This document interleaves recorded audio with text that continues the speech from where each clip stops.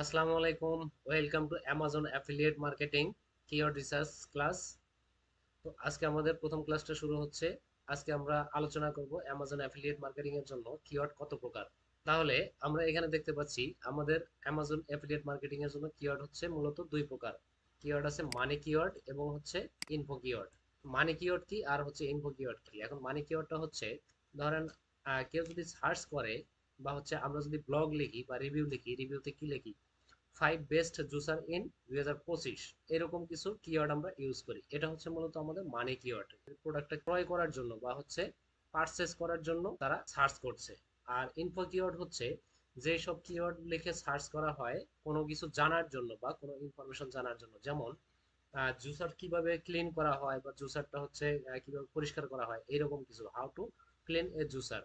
যখন এই ধরনের কোনো কিছু লিখে সার্চ করা হয় বা এই ধরনের যে কিওয়ার্ড গুলো থাকে এইগুলোকে বলা হয় ইনফো কিওয়ার্ড। মানে কিওয়ার্ড এবং ইনফো কিওয়ার্ডের একটা রেশিও আছে। আমরা যদি একটা কন্টেন্টে যদি 10 বার কিওয়ার্ড বা 10টা কিওয়ার্ড ইউজ করি, সেই 10টা কিওয়ার্ডের মধ্যে আমাদের ইনফো কিওয়ার্ড থাকবে 7টা এবং মানি কিওয়ার্ড থাকবে 3টা, অথবা ইনফো কিওয়ার্ড থাকবে 6টা, মানি কিওয়ার্ড থাকবে 4টা। এর থেকে কম বেশি করা যাবে না, কারণ অনেক ওয়েবসাইটে দেখা যায় মানি কিওয়ার্ডটা বেশি রাখা হয় এবং ইনফো কিওয়ার্ডটা কম রাখা হয় শুধুমাত্র সেলকে ফোকাস করার জন্য। গুগল এই জিনিসটা একদমই পছন্দ করে না। এই জিনিসটা আমাদের করা যাবে না। আমরা যদি গ্রাহককে ইনফরমেশন বেশি দেই এবং সেলের ফোকাসটা একটু কমাই, তাহলে গ্রাহকরা আমাদের ওয়েবসাইটটা বা আমাদের কন্টেন্টটাকে পজিটিভলি অ্যাকসেপ্ট করে। যার কারণে আমরা কি করব, আমরা আমাদের কন্টেন্টে মানি কিওয়ার্ডটা একটু কম ইউজ করার চেষ্টা করব এবং ইনফো কিওয়ার্ডটা একটু বেশি ইউজ করার চেষ্টা করব। মানি কিওয়ার্ড দিয়ে আমরা যেই কন্টেন্ট রাইট করি বা হচ্ছে যেই কন্টেন্ট ক্রিয়েট করি, সেই কন্টেন্টটাকে বলা হয় মানি কন্টেন্ট। এবং ইনফো কিওয়ার্ড দিয়ে যেই কন্টেন্ট ক্রিয়েট করা হয় সেটাকে বলা হয় ইনফো কন্টেন্ট বা ইনফরমেটিভ কন্টেন্ট।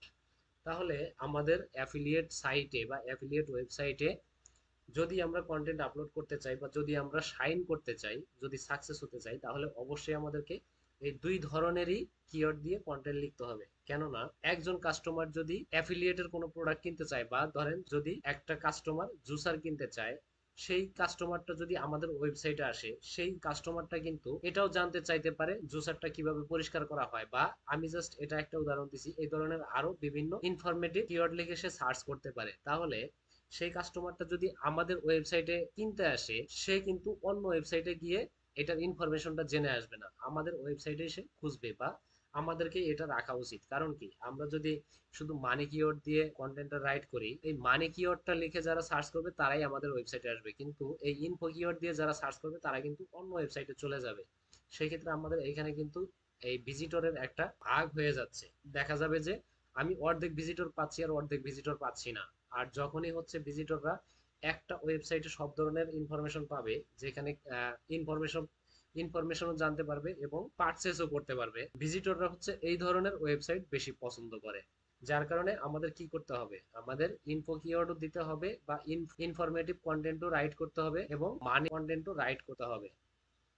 তাহলে আমাদের অ্যাফিলিয়েট মার্কেটিং এর জন্য কিওয়ার্ড কত প্রকার এবং কি কি এবং কোন কিওয়ার্ডটা কিভাবে ইউজ করা যায়, এই জিনিসটা আমরা আজকে জানলাম।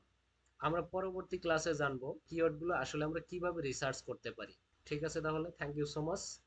পরবর্তী ক্লাসের জন্য সবাই প্রস্তুতি নিয়ে থাকবেন এবং চ্যানেলটা সাবস্ক্রাইব করে দিয়ে রাখবেন, যাতে পরবর্তী ভিডিওগুলো আপলোড করার সাথে সাথে আপনারা ভিডিওর নোটিফিকেশন পেয়ে যান। আর ভিডিওটা ভালো লাগলে অবশ্যই একটা লাইক বা একটা কমেন্ট করবেন আর ভিডিওটা শেয়ার করে দিবেন। Thank you so much.